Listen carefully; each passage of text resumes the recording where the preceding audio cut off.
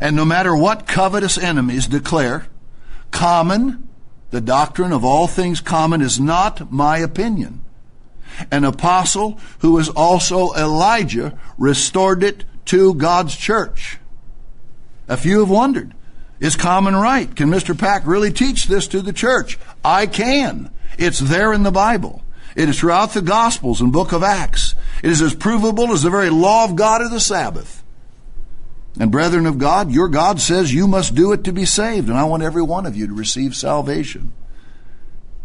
If common were known under Mr. Armstrong, you might want to think about this. It would mean great funds that would not have been available for the final great work to come by a smaller number, when the church, even after reunion, is much smaller, but needs a massive burst of income right out of the gate. So God in His wisdom withheld all of those assets, or the work would have been too big, with too much money, look how big it was already, and we would have been too little, and prophesying again would have been much smaller than the first go-round. So God naturally had to hold that one back, and that's hard to miss in the Scriptures, but He did.